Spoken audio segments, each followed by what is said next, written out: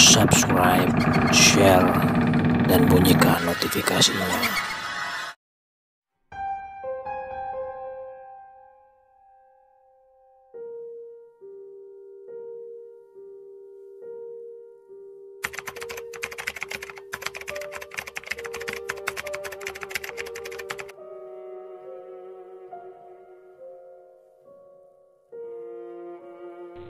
Halo warga komplek misteri. Di desa terpencil banyak cerita tentang kejadian seram yang gak masuk di akal. Cerita yang tampaknya mustahil, tapi kejadian. Banyak orang yang sukar untuk percaya sebelum benar-benar merasakan sendiri keseramannya. Satu kisah telaga kecil di desa terpencil di pedalaman Sumatera. Mari kita mulai ceritanya. Aku Renry. Awal tahun 2002 ditugaskan oleh perusahaan tempatku bekerja untuk tinggal di satu desa terpencil di pedalaman Sumatera. Aku ditugaskan untuk mensosialisasikan berbagai produk pertanian dan perkebunan, termasuk pupuk yang kami produksi kepada penduduk, khususnya petani di desa itu. Namanya juga tugas, mau gak mau aku harus menerima dan menjalaninya. Intinya seperti itu, tugasku mengajarkan petani dalam menggunakan hasil produk perusahaan dari sejak awal tanam sampai akhirnya panen tiba. Awalnya, aku yang masih lajang, berpikir banyak positifnya tentang tugas ini. Bisa tinggal di tempat yang sama sekali belum pernah aku kunjungi. Menghirup segarnya udara daerah pedalaman. Menikmati tenangnya kehidupan yang sangat bertolak belakang dengan yang aku jalani di Jakarta. Bisa menyepi sementara waktu, hidup tenang. Tapi pada prosesnya ternyata banyak kendala yang harus dihadapi dan dilalui. Kendala terkait dengan pekerjaan maupun bukan, tetapi tetap saja harus aku jalani semua.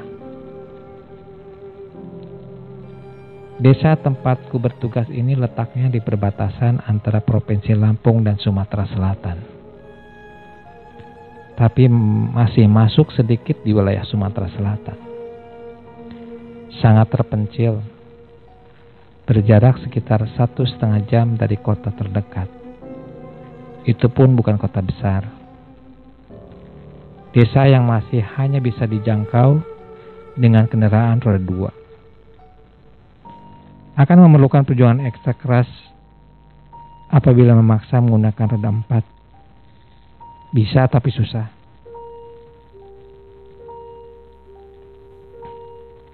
Dengan kejadian seperti itu, jadinya aku harus mengerahkan fisik dan tenaga sedari awal menginjak kaki di sini. Kemana-mana lebih banyak jalan kaki. Motor hanya bisa digunakan kalau harus bepergian ke kota. Di sini aku tinggal menumpang di rumah salah satu penduduk. Pak Haji Ramli namanya. Pak Haji Ramli merupakan salah satu pemuka desa. Orang yang sangat dihormati. Beliau memiliki anak laki-laki yang bernama Iwan. Pemuda berusia 23 tahun. Yang pasti di desa ini aku mendapat satu penggalan fase hidup yang belum pernah aku alami sebelumnya. Satu penggalan aneh yang menggoyak nalar. Fase seram di luar jangkauan logika. Telaga kecil di pedalaman Sumatera. Sudah lama mas, sudah dari zaman dulu desa ini terkenal begitu. Selain hasil tani dan kebunnya yang bagus, juga terkenal dengan keangkerannya, khususnya telaga yang ada di belakang itu. Itu kalimat yang meluncur tanpa beban dari mulut Iwan. Aku yang jadi lawan bicara agak aneh mendengarnya. Kok kalian sudah seperti terbiasa nggak kelihatan takut ya, Wan? Apa mungkin sudah terbiasa? Nggak gitu juga, Mas. Kami masih takut kok. Lebih memilih untuk menghindar kalau bertemu dengan yang begituan, jawab Iwan. Pada satu malam, aku dan Iwan sedang duduk di beranda rumah seperti biasanya. Berbincang ditemani kopi dan rokok. Aku yang pada saat itu baru 3 bulan tinggal, membuka percakapan dengan bertanya perihal omongan warga yang aku dengar sekilas ketika sedang sosialisasi pupuk pada siang hari sebelumnya. Tadi Pak Ridwan cerita, istrinya melihat sekelebatan hantu perempuan terbang melayang di atas telaga ketika sedang lewat melintas di pinggirannya. Telaga. Iya, ternyata di desa ini ada telaga. Telaga yang nantinya akan memberikan pengalaman seram gak akan pernah aku lupakan. Selebihnya dalam perbincangan, Iwan cerita banyak tentang telaga ini. Telaga yang gak terlalu besar, luasnya mungkin hanya seukuran 1 kali lapangan sepak bola. Aku gak tahu sejarah dulunya bagaimana, katanya telaga ini sudah ada sejak kakeknya Iwan masih kecil. Berarti sudah sangat lama. Letaknya agak di pinggiran desa. Tapi kalau hendak melakukan perjalanan keluar, entah ke desa lain atau ke kota, penduduk desa harus melewati telaga. Tapi kalau hari sudah mulai gelap, gak akan ada yang berani lewat jalan setapak di pinggir telaga. Lebih memilih jalan agak memutar, walaupun lebih jauh jarak dan waktu tempuhnya. Tentu saja aku sudah beberapa kali melintas lewat telaga itu.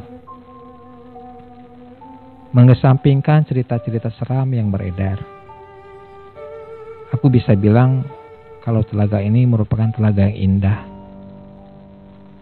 Walau gak terlalu jernih, tapi airnya cukup bersih. Pinggir-pinggirnya dipenuhi tanaman menjalar dan rerumputan.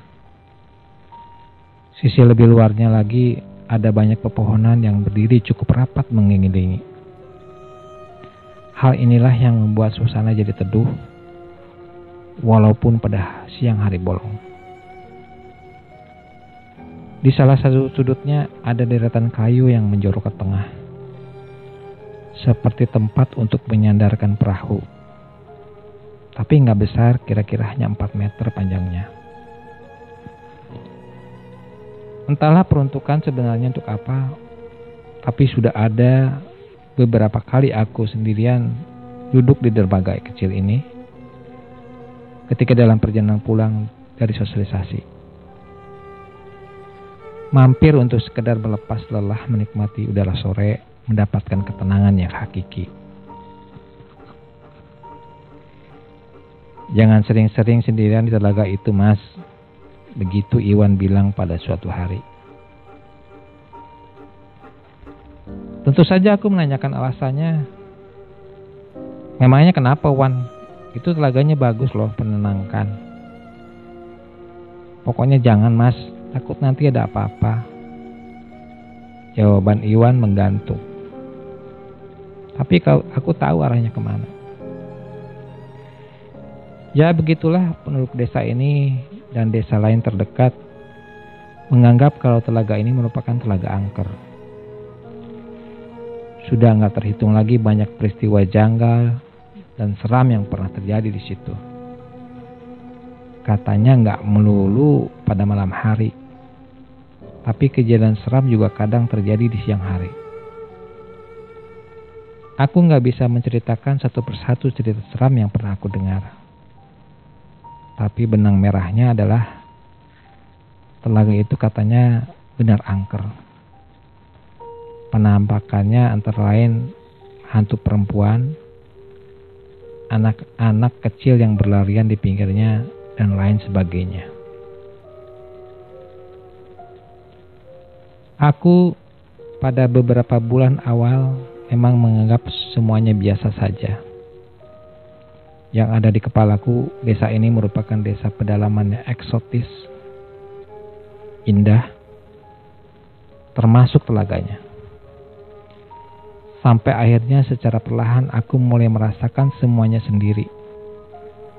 Dari yang hanya sedikit janggal sampai keseramannya yang membuat nyaris pingsan.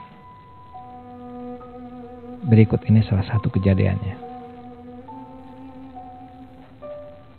Pada suatu hari dalam perjalanan pulang dari salah satu perkebunan, aku berjalan kaki melewati telaga, menyusuri jalan setapak di pinggirnya. Belum malam, masih jam 5 sore, tapi tentu saja sudah mulai gelap. Matahari asik bersandar di ufuk barat. Langkahku agak pelan, lelah sudah terasa karena berkegiatan sepanjang hari.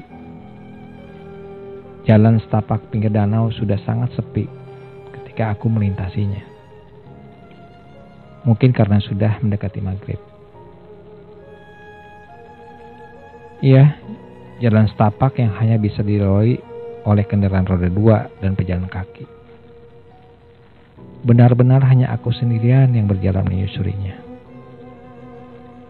Seperti hari-hari sebelumnya, telaga indah ini sungguh tenang. Nyaris nggak ada pergerakan di permukaan airnya. Hanya sesekali terlihat gelombang kecil di empas angin sepoi. Sambil menikmati pemandangan dan sepinya, aku terus berjalan, ingin cepat sampai rumah untuk beristirahat. Tapi ketika sedang larut menikmati semua, tiba-tiba sayup aku mendengar suara, "Henry." Ada yang memanggil suaraku. Suara perempuan. Tentu saja aku penasaran lalu menghentikan langkah. Di hari yang sudah mulai gelap, aku memperhatikan sekeliling, memperhatikan setiap sudut telaga. Mencari tahu siapa gerangan yang tadi memanggil. Tapi nggak ada siapa-siapa. Aku melihat nggak ada orang sama sekali. Sepi dan kosong. Hanya terdengar suara binatang-binatang serangga hutan dan selebihnya nggak ada suara lagi. Ya sudah, karena nggak menemukan apa-apa, aku melangkah menembuskan perjalanan. Tapi baru saja beberapa langkah, lagi-lagi suara itu muncul lagi dari kejauhan. Henry. Sekali lagi aku terhenti. Siapa yang manggil-manggil, sungutku dalam hati.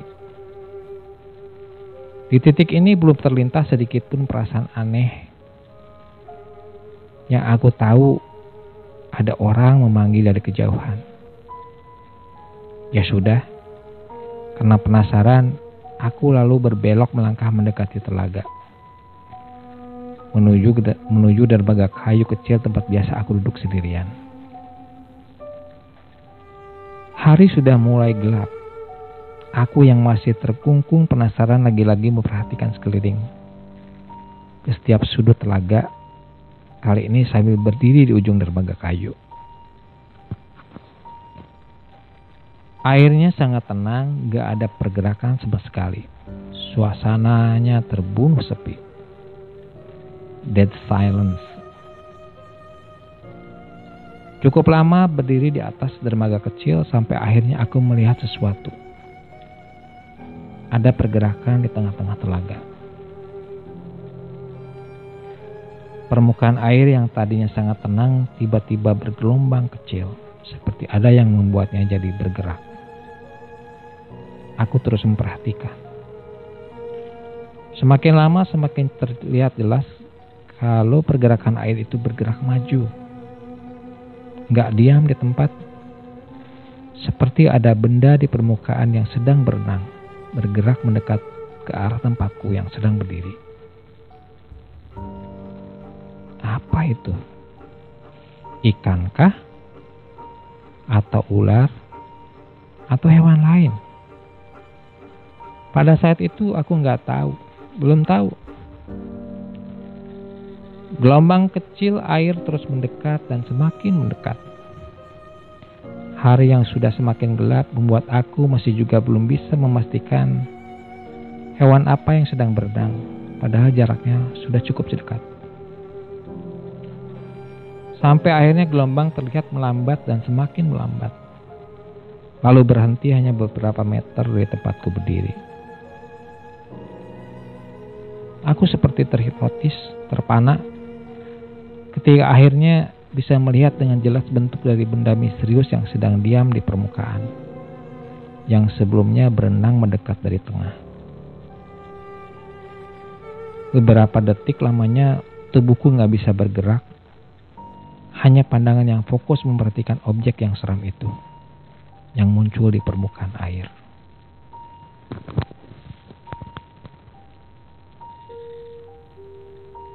Benda misterius itu ternyata adalah seonggok kepala dengan rambut hitam panjang tergerai ke belakang, menggambang di permukaan. Aku melihat hanya kepala itu saja, gak ada bagian tubuh lain.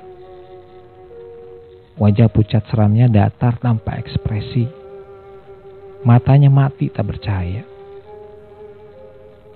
Jadi, yang aku lihat sejak tadi berenang mendekat dari tengah, ternyata adalah kepala berambut panjang. Menyeramkan.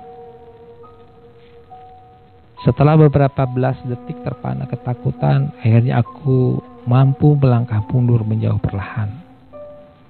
Lalu lari jauh-jauh meninggalkan telaga. November 2002. Pak Husni dan Iwan tengah ngobrol sambil sekali-sekali diselingi gelak tawa berderai. Sementara aku lebih banyak jadi pemerhati dan pendengar yang baik, walau tetap menimpali omongan sesekali. Nyaris jam 12 tengah malam ini kami duduk di pos ronda berbentuk rumah panggung yang ukurannya gak terlalu besar. Mungkin hanya sekitar 4 kali 4 meter saja.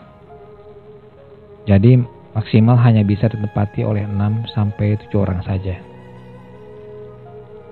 Pos ronda yang dikelilingi oleh rapatnya pepohonan bambu ini letaknya ada di pinggir desa, berbatasan langsung dengan hutan dan perkebunan. Lampu templok berukuran besar jadi satu-satunya sumber penerangan. Tapi walaupun begitu cahayanya masih mampu menerangi seisi pos dan sebagian kecil bagian luarnya. Malam ini gak ada angin, udara gak bergerak sama sekali. Jadinya sangat sepi. Gak ada suara dedaunan dan pohon yang bergerak bergoyang. Jadi gimana mas? Masih betah kan tinggal di kampung kami? Pak Husni melontarkan pertanyaan. Betah pak, betah. Jawabku pendek. Udah berapa lama ya di sini? 6 bulan. Setahun? Ah, baru 7 bulan pak. Saya suka suasananya, masih sangat asri, beda banget dengan kota besar. Ya beginilah mas, desa terpencil, jauh dari mana-mana, Iwan menambahkan. Aku hanya mengangguk-angguk sambil tersenyum setelahnya. Ya, ternyata gak terasa aku sudah 7 bulan lebih tinggal di desa ini. Dari 1 tahun rencananya. Malam itu aku dan Iwan kebagian tugas untuk siskambling. Ini bukanlah siskambling pertamaku selama tinggal di desa ini. Sebelumnya sudah beberapa kali. Bedanya dengan berbagai alasan kali ini hanya aku, Iwan dan Pak Husni saja yang bertugas. Biasanya ada 5 sampai 6 orang. Tapi nggak apa-apa, toh tugas siskambling di sini tergolong mudah. Hanya sesekali berkeliling membawa kentongan dan obor atau lampu senter sebagai penerangan. Menurut cerita warga, sudah bertahun-tahun lamanya belum pernah ada kejadian pencurian. tergolong aman sejak lama. Mas, setengah jam lagi kita keliling ya, Iwan bilang begitu di sela obrolan. Ya Wan, sebatang dulu ya, jawabku. Memang sudah jam 12:30 malam. Kami harus mulai berkeliling. Desa ini gak terlalu luas. Berjalan kaki mengelilinginya gak butuh waktu lama. Hanya kira-kira 1 jam sudah selesai. Sesuai rencana, aku dan Iwan akhirnya mulai berjalan kaki pada pukul 12:30. Berbekal lampu senter di tanganku dan obor dalam genggaman Iwan, kami mulai berpatroli berkeliling ke seluruh desa.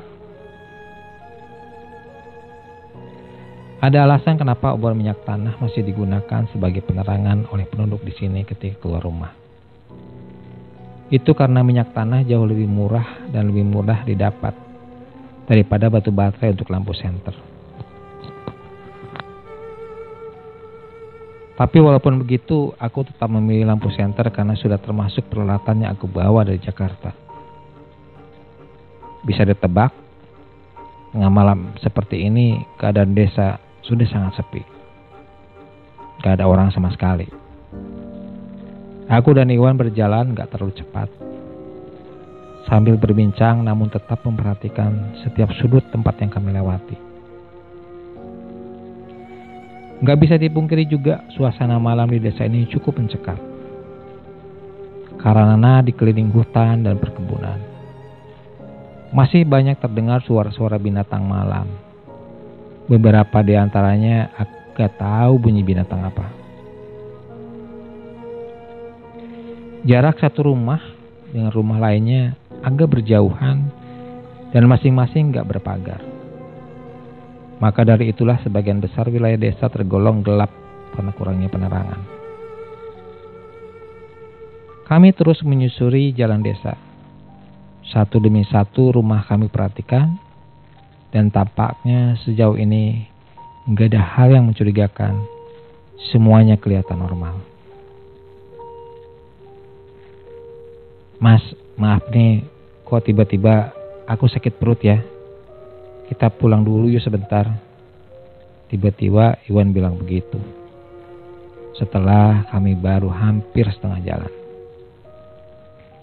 Ya, ada-ada aja kamu Wan. Mendingan kamu ke toilet musola aja tuh, lebih dekat, jawabku. Iwan menuruti saranku. Dia lantas memilih untuk beralih kecil menuju musola yang jaraknya lebih dekat daripada harus pulang ke rumah. Sementara aku menunggu di depan balai desa sekitar 50 meter dari musola. Dari tempat duduk, aku dapat melihat kalau Iwan meletakkan obornya di pinggir depan musola.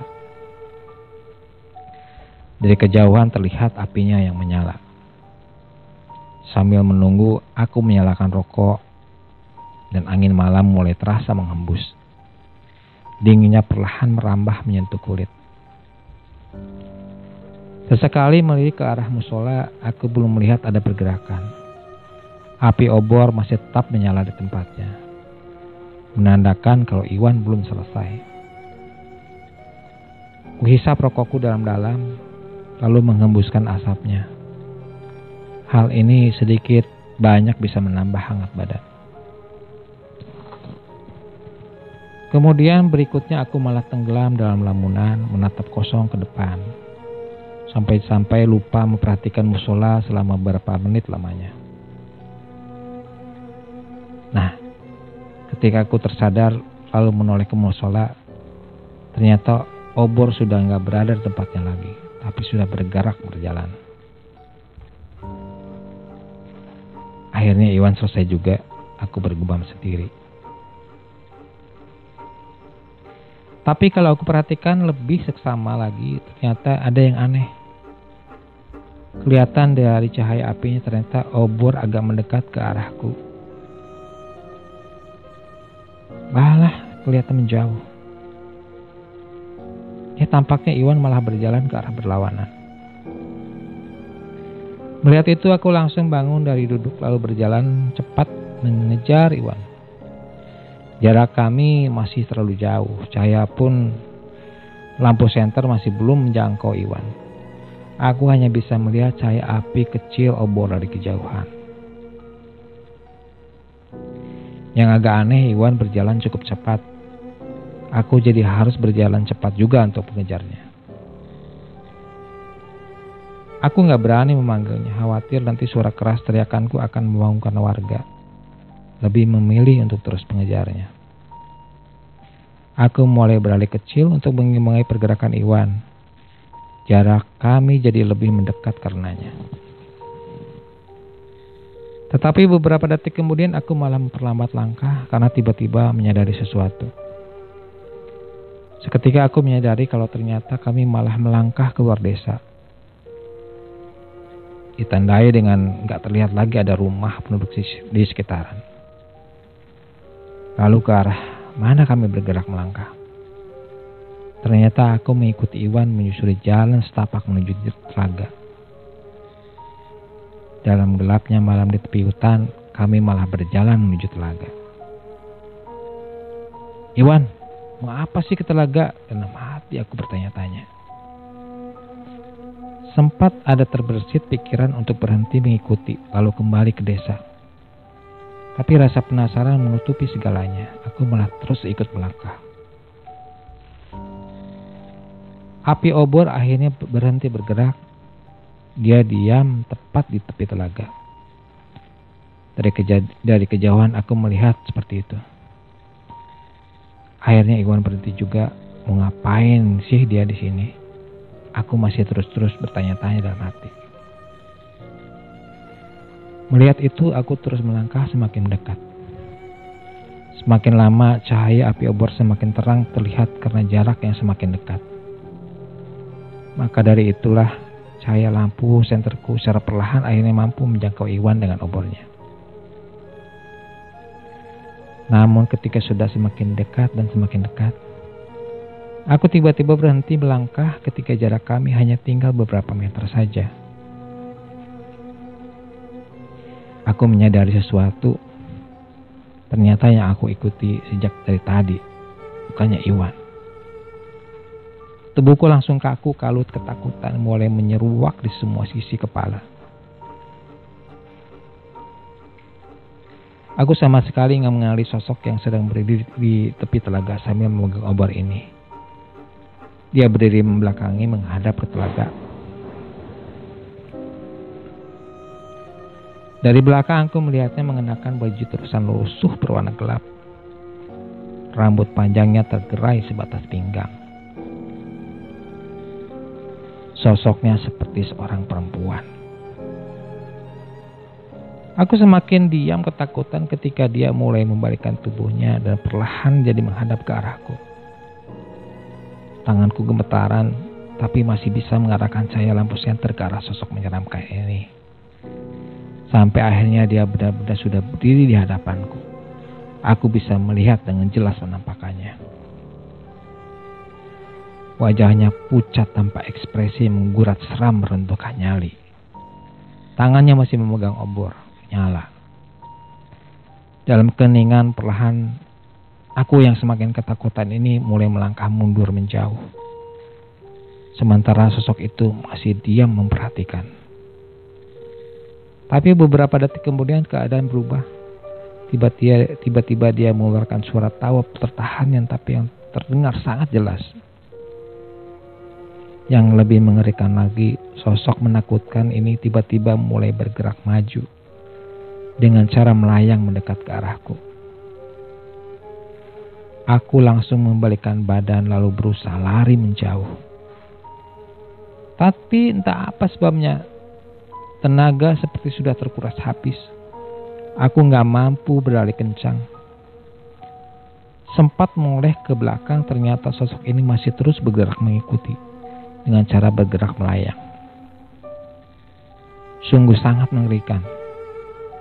Lemah, lelas, tenaga terkuras, keringat bercucuran, gak mampu lagi untuk bergerak apalagi berlari. Aku lalu terjatuh di atas jalan setapak di tepian danau. Sempat berbalikan tubuh, kemudian aku bisa melihat kalau sosok menyeramkan itu masih terus melayang mendekat dan terus mendekat, sambil mengeluarkan suara tawa tertahan. Menyeramkan. Gak tahan, tubuhku lemas ketakutan. Setelah itu, aku gak ingat apa-apa lagi.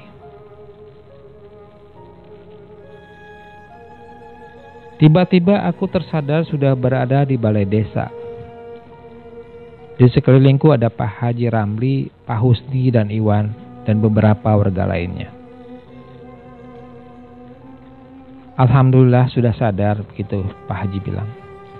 Kemudian aku diberi segelas air. Jadi menurut cerita Iwan, ketika selesai dari toilet musola, dia enggak melihat keberadaanku. Aku menghilang. Lalu dia kembali ke pos ronda untuk mencari. Tapi ternyata di pos ronda juga aku nggak ada.